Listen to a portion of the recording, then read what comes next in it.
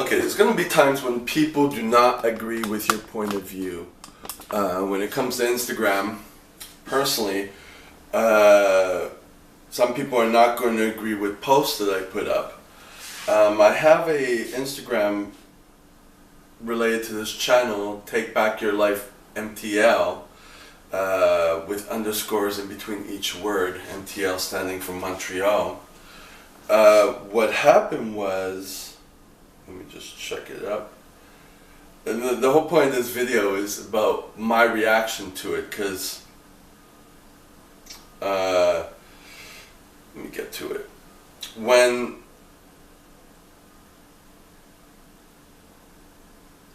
there's going to be people who agree with what you say and people who don't agree with what you say.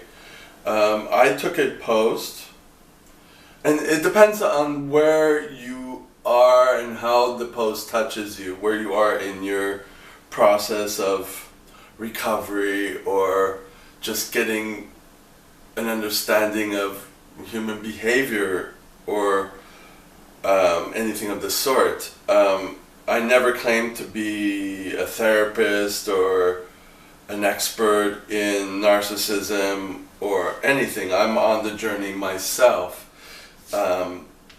So the posts, 99.9% of them are not mine. I repost them and then I thank the person who put it together. So whoever put it together, actually who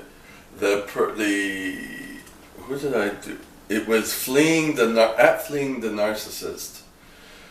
They put together the post, and I took it and I reposted it on my channel, on my page. And the post went, "The problem wasn't them, it was you. You made excuses for their bad behavior. You accepted their lies and you kept on forgiving them." That was the post. So that post can be interpreted at least two different ways, by the reaction it got. So it got one person who said, "So true," another person who said, wait, hold on. Yeah. I thought there was other, okay, no, yeah. One person said, "So true," another person said, "I did," and then down below another person said, "Bad move, ...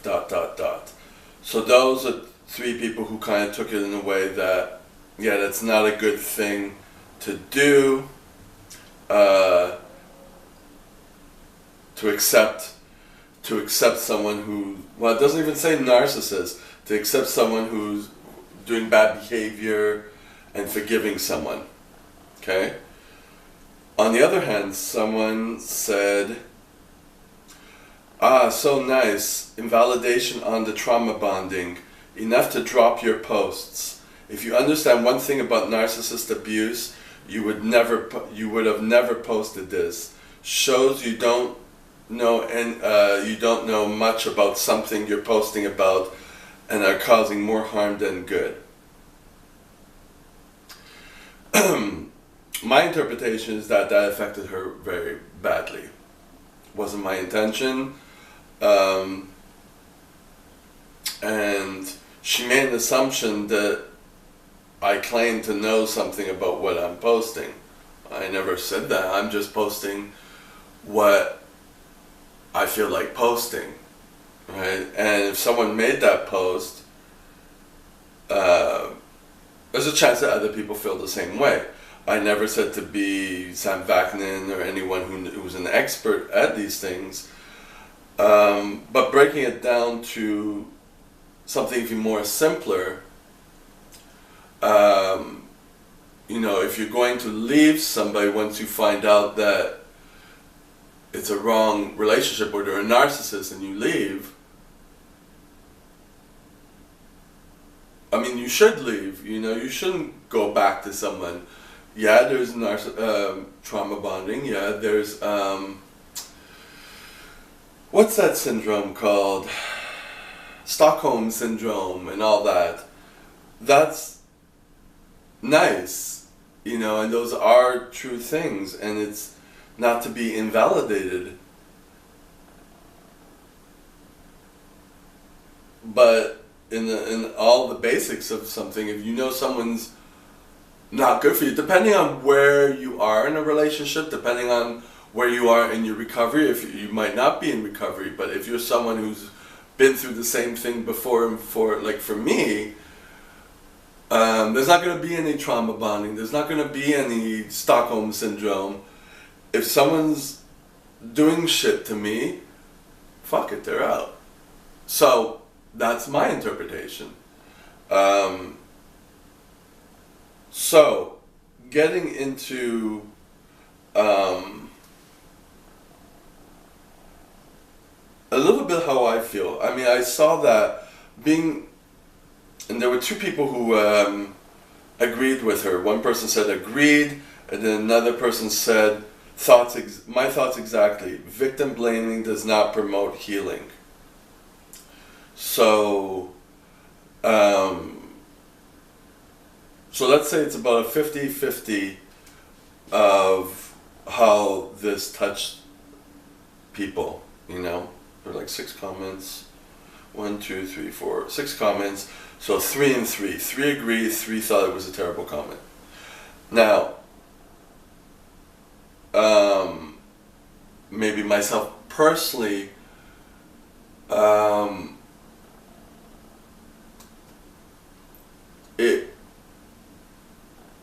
I know I can't please everybody, and there's going to be people who like what I say, people who don't like what I say. That's kind of part of my recovery, to be okay with people not liking what I say.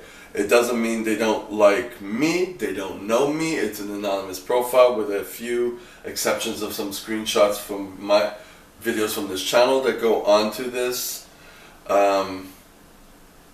But that's that. And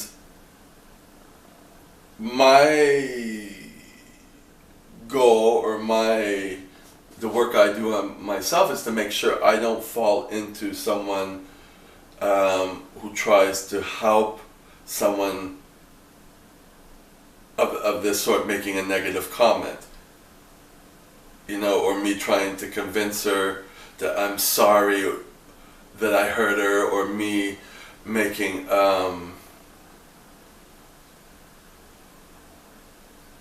trying to make it better, or trying to kind of lighten my opinion. Basically, I don't even have an opinion of it. It was a post, and I posted it. That was it. It wasn't that much thought that it struck me. I screenshotted it, I edited it, cropped it, and then posted it, and then thanked the person, tagged the person who made the original. That was it, and that's where it should lie. This should not affect me. So I thought I would make a video anyways, because it's still where I'm working on. It doesn't affect me, but it kind of affects me, and I'm kind of holding back to, I don't need to say anything. I clicked like on it. It was just I acknowledged her opinion, and that was it. Do I think the opinion is a little over? Yeah, she made some assumptions that were assumptions, you know. So they're her thoughts, they're not my thoughts, and there isn't really anything for me to be sorry about. It's just her opinion. So it's a question about being okay with that on my point. Someone doesn't like what I have to say. I don't need to extrapolate it that someone doesn't like me, or I need to say sorry to get her to like me, or whatever. Something like this should not have an effect at all, except the fact that her opinion is welcome. If she drops my post, meaning I guess let me see, she's still following, maybe she just blocked the post or whatever, you know. telling me I should never have posted this. That's her opinion. It's none of her business, though. And that is pretty much that. So I guess on my part, it's either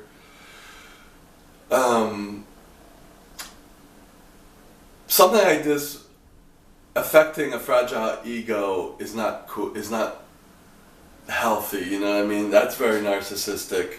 So on my end, I have to see it that way, that this shouldn't be something that makes me feel bad. It could be interpreted as her trying to shame me, but in all respects, it's just part of the process. You're going to put yourself out there. I'm going to put myself out there, and it's going to get what it's going to get. And this post is pretty polarized, so that is what it is. So after speaking to you guys now and to the camera, I'm not going to leave any other comment. This is the video I'm doing on it.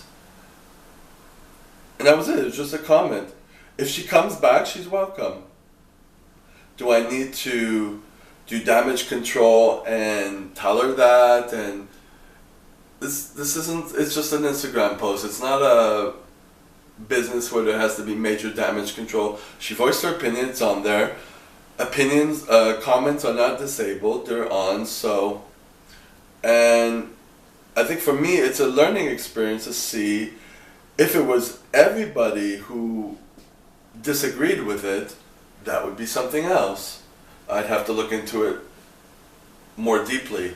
If it was something that was hate speech or violent, or that would be something else too. And no, I don't know everything about this type of psychology. I know what my point of view and my opinions and how I experience things, and that should be enough. And if someone disagrees with me or disagrees with you, that's fine. And that doesn't mean that a relationship should end because of that. That's part of my recovery. To not just drop something so badly because of one post when so many of them were good. Forgiveness is important. That's kind of funny, I just said that. The problem. You accepted their lies and kept on forgiving them. Think about it now. Could it be that that post triggered her and made her think, projected onto me, that I was the narcissist that she's dealing with? I'm just posting something. I'm not in her life, you know? So, that's kind of an interesting thought I just had. Could be. Or maybe not. It's not my place. But it's just thought. Alright, have a good day.